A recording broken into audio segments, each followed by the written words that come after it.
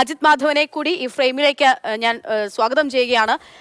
അജിത് മാധവൻ നമ്മുടെ സീനിയർ ക്യാമറാമാനാണ്. അദ്ദേഹമാണ് ആദ്യം ഈ വാർത്ത അനന്തരമായൊക്കെ പങ്കുവയ്ക്കുന്നത്. അങ്ങനെയാണ് ഈ വാർത്ത പുറം ലോകം അറിയുന്ന രീതിയിലേക്ക് ഈ വാർത്ത എത്തുകയും ചെയ്യുന്നത്, അല്ലെ? 2022 ഒക്ടോബർ 25 പാറശാലയിൽ ഷാരോൺ എന്ന യുവാവ് കൊല്ലപ്പെട്ടു എന്നുള്ള വാർത്ത മാതൃഭൂമി ന്യൂസിൽ ആദ്യം സംപ്രേഷണം ചെയ്യുന്നതിന് തൊട്ടു മുൻപിൽ അതിന് പിറകിൽ ഉണ്ടായിരുന്നത് ആദ്യം അറിഞ്ഞത് അജിത് മാധവനാണ്. എങ്ങനെയായിരുന്നു തന്നറിഞ്ഞത്?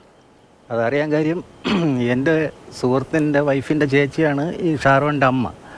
അപ്പോൾ പുള്ളി വിളിച്ചിട്ട് പറഞ്ഞ് എൻ്റെ ചേച്ചിയുടെ മോനെ വിഷം കൊടുത്ത് കൊന്നു കളഞ്ഞു. ആദ്യം പറയണത് അങ്ങനെയായിരുന്നു. അപ്പോൾ അത് കേട്ടപ്പോൾ തന്നെ എനിക്ക് പെട്ടെന്ന് ഷോക്കായി. ഞാൻ ഇതെങ്ങനെ, എന്താണ് സംഭവിച്ചത്? അപ്പോൾ ഈ ലവിൻ്റെ കാര്യമൊക്കെ പറഞ്ഞായിരുന്നു. അപ്പോൾ നമുക്ക് മരണത്തിൽ സംശയമുള്ളതുകൊണ്ട് നമ്മൾ പാറശാല സ്റ്റേഷനിലോട്ട് പോവുകയാണ്. അപ്പോൾ അവിടെ പോയിട്ട് ഇങ്ങനെ പറഞ്ഞപ്പോൾ അവർ കേസെടുക്കാൻ വേണ്ടി പറഞ്ഞ് ഈ സംശയത്തിൻ്റെ പേരിൽ ഒരാളെ നമുക്ക് പ്രതിയാക്കാൻ പറ്റില്ല എന്ന് പറഞ്ഞ് ഇവരെ മടക്കി അയക്കാനാണ് ശ്രമിച്ചത്. അപ്പോൾ ഇവരാകെ വിഷമിച്ചിട്ട് അവരുടെ മകൻ നഷ്ടപ്പെട്ടു. അപ്പോൾ ഇനി നമ്മളിത് എന്ത് ചെയ്യും എന്ന് പറഞ്ഞ് ഇവർക്ക് എന്ത് ചെയ്യാൻ പറ്റും എന്ന് പറഞ്ഞ് ഇങ്ങനെ വിഷമിച്ചിരിക്കുമ്പോഴാണ് പുറത്തിറങ്ങിയിട്ട് നമുക്കിത് ചാനലിലോ പത്രത്തിലോ വാർത്ത വന്നു കഴിഞ്ഞാൽ ചിലപ്പോൾ ഇത് പോലീസ് കേസെടുക്കുമായിരിക്കും എന്ന് പറഞ്ഞ് പറയാം. അപ്പോൾ എൻ്റെ ഫ്രണ്ട് ഷാലിയാണ്. ആ പുള്ളിയോട് ചോദിച്ച്, ചേട്ടൻ ആരെങ്കിലും പരിചയമുണ്ടോ, അങ്കിളിന് ആരെയും പരിചയമുണ്ടോ എന്ന് ചോദിച്ചു. അങ്ങനെയാണ് എന്നെ വിളിച്ചിട്ട് പറഞ്ഞ് ഇതുപോലൊരു സംഭവമുണ്ട്, നമുക്ക് പത്രത്തിലോ ചാനലിലോ കൊടുക്കാൻ പറ്റുമോ എന്ന് ചോദിച്ചു. അപ്പോൾ ഞാൻ പറഞ്ഞു ഇപ്പം ഞാൻ വിളിക്കാമെന്ന് പറഞ്ഞിട്ട് ഞാൻ പാറശാലയിൽ തന്നെ എൻ്റെ മാധ്യമ സുഹൃത്തുക്കൾ ഉമേഷും സജയൻ രണ്ടുപേരുണ്ട്. അവരടുത്ത് ഞാൻ പറഞ്ഞു പെട്ടെന്ന് നിങ്ങൾ സ്റ്റേഷനിലോട്ട് എത്തണം, അവിടെ ഇങ്ങനൊരു സംഭവം ഉണ്ടെന്ന് പറഞ്ഞു. അങ്ങനെ അവരവിടെ എത്തുകയും ഇവരുടെ ഇൻ്റർവ്യൂ എടുത്തു. പിന്നെ അപ്പോൾ ഇൻ്റർവ്യൂ എടുത്തിട്ട് ഇവർ പറയേണ്ട കാര്യങ്ങളൊക്കെ അവരുടെ സംശയങ്ങൾ മുഴുവൻ പറഞ്ഞിട്ട് പിന്നെ ഇവരുടെ കയ്യിലുണ്ടാകുന്ന കുറേ തെളിവുകൾ, വാട്സാപ്പ് ചാറ്റുകൾ, അങ്ങനത്തെ കാര്യങ്ങളൊക്കെ പറഞ്ഞു. അപ്പോൾ ഇതെല്ലാം നമുക്ക് അയച്ചു തന്നു. ഞാനത് അനന്തകൃഷ്ണനെ വിളിച്ച് പറഞ്ഞു. അനന്തനത് രാത്രി 8 മണിയോടെ മാതൃഭൂമിയിൽ വളരെ ഡീറ്റെയിൽ ആയിട്ട് തന്നെ ഒരു വാർത്ത കൊടുത്തു. എന്നിട്ട് നമുക്ക് അത് കഴിഞ്ഞപ്പോൾ നമുക്ക് 10:30 ക്രൈം വാർത്തയേ ഉള്ളൂ. ആ ക്രൈം വാർത്തയിൽ നമ്മൾ കൊടുത്തതിന് ശേഷം പിറ്റേ ദിവസം രാവിലെ മുതൽ നമ്മളിത് ഹെഡ്ലൈൻ വാർത്തയായിട്ടാണ് പോയത്. അപ്പോൾ ഹെഡ്ലൈൻ വാർത്ത നമ്മളെ വാർത്ത കണ്ടിട്ടാണ് മറ്റുള്ള എല്ലാ മാധ്യമങ്ങളും ഈ വാർത്ത ഏറ്റെടുക്കുകയും പിന്നെ അതൊരു വലിയൊരു കൊടുങ്കാറ്റായി ഈ വാർത്ത മാറുകയും അങ്ങനെയാണ് ഈ വാർത്ത ഡെവലപ്മെൻറ്റ്സ് ഉണ്ടാവുന്നത്. പിന്നീട് അജിത്ത്, സാധാരണഗതിയിൽ ചിലപ്പോൾ ചില സംഭവങ്ങൾ, എത്ര വലിയ സംഭവങ്ങൾ ഉണ്ടായാലും ഒരുപക്ഷെ വാർത്താ ശ്രദ്ധ കിട്ടാണ്ട് പോകുന്നതുകൊണ്ട് മാത്രം അതൊരു വലിയ സംഭവമായി മാറാതാവുകയും നീതി കിട്ടാതെ വരികയും ഒക്കെ ചെയ്യുന്ന ഒരുപാട് ഇടങ്ങളുണ്ട്. അവിടെയാണ് നേരത്തെ അന്വേഷണ ഉദ്യോഗസ്ഥൻ പറഞ്ഞ പോലെ ഈ ജ്യൂസ് ചലഞ്ച് ആയിരുന്നു ഇതിൽ ദൈവത്തിന്റെ കയ്യൊപ്പ് എന്ന് പറയുന്നത് പോലെ നമുക്ക് വാർത്തയായി കിട്ടുമ്പോഴും ചില വാർത്തകൾ കിട്ടുമ്പോഴും ആ വാർത്തയുടെ ടേണിംഗ് പോയിന്റ് എന്നൊക്കെ പറയുന്നത് അങ്ങനെയാണ്. ഇതിലിപ്പോൾ അജിത്ത് അന്ന് അവർക്ക് പോലീസ് അവരോട് ആദ്യഘട്ടത്തിൽ പോലീസ് അവരുടെ ഒരു നിസ്സഹകരണം ഉണ്ടായല്ലേ? അവിടെ നിന്നാണ് വാർത്തയിലൂടെ മാത്രം ഇത് വീണ്ടും ശ്രദ്ധിക്കപ്പെടുന്നത്, അല്ലേ?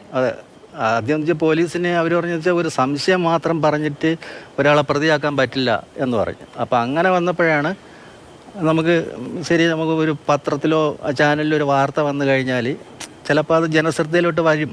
ആ ഒരു പ്രതീക്ഷയിലാണ് അവരും പറഞ്ഞത്. അവരും ഇത്രയൊന്നും പ്രതീക്ഷിച്ചിട്ടുണ്ടാവില്ല. ഞാനും ജസ്റ്റ് വിചാരിച്ചു ഒരു വാർത്ത പത്രത്തിൽ വരട്ടെ അല്ലെങ്കിൽ ചാനലിൽ ഒരു വാർത്ത വന്നോട്ടെ എന്നുള്ളതിലാണ് ഞാനും പറഞ്ഞത്. അങ്ങനെയെങ്കിലും ഒരു FIR ഇടട്ടെ എന്ന് പറഞ്ഞിട്ടാണ് ചെയ്തത്. പിന്നെ ഈ വാർത്ത വന്നതിന് ശേഷം കേസെടുക്കുകയും FIR ഇട്ട് അവർക്ക് ഇത് രസീതൊക്കെ കൊടുക്കുകയൊക്കെ ചെയ്തു. വാർത്ത വന്നതിന് ശേഷം മാത്രമാണ് കേസിൽ FIR ഇട്ടത്. വാർത്ത വന്നതിന് ശേഷം മാത്രമാണ് ഇട്ടത്. പിന്നീടാണ് ഈ ഉയർന്ന ഉദ്യോഗസ്ഥർക്ക് ഇത് ഏറ്റെടുക്കുകയും പിന്നെ അന്വേഷണം നല്ല രീതിയിൽ പോവുകയൊക്കെ ചെയ്തത്. അതിന് മാതൃഭൂമി ന്യൂസിന് വലിയൊരു പങ്കുണ്ട്. പിന്നെ എനിക്കും ഇന്ന് ഈ വിധി കേൾക്കുമ്പോൾ എനിക്ക് ഭയങ്കര സന്തോഷമാണ്. കാര്യം എന്ന് വെച്ചാൽ എൻ്റെ ജീവിതത്തിൽ ഇത്രയും വലിയൊരു കേസ്, ഇത്രയും വലിയൊരു വിധി ഉണ്ടാവണം ആദ്യമായിട്ടാണ്.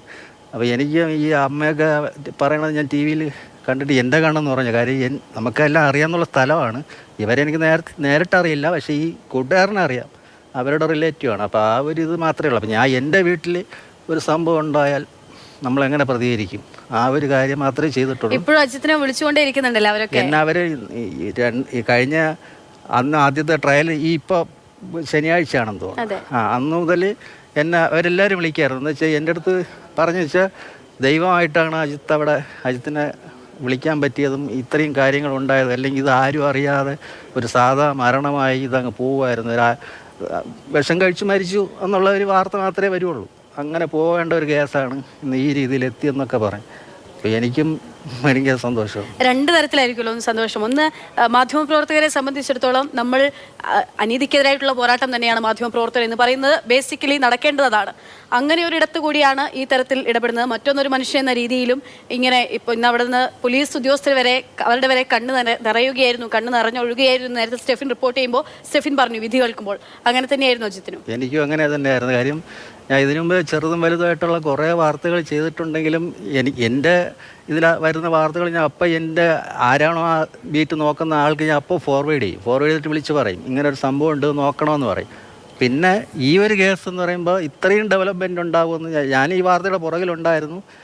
എനിക്ക് കിട്ടുന്ന തെളിവുകളും കാര്യങ്ങളും ഞാൻ അറിയുന്ന കാര്യങ്ങൾ മുഴുവനും അനന്തൻ്റെ അടുത്ത് ഞാൻ അപ്പോഴപ്പോഴാണ് കമ്മ്യൂണിക്കേറ്റ് സംഭവിക്കുമെന്ന് അജിത്തും കരുതിയിരുന്നില്ല. അത് ഇത്രയും വലിയ രീതിയിലേക്കൊക്കെ അത് മാറും, ഇത്രയും പുറകിൽ ഇത്രയും വലിയ സംഭവ വികാസങ്ങൾ ഉണ്ടായിരുന്നു എന്നൊന്നും അജിത്തിനും അന്ന് അറിയില്ലായിരുന്നു.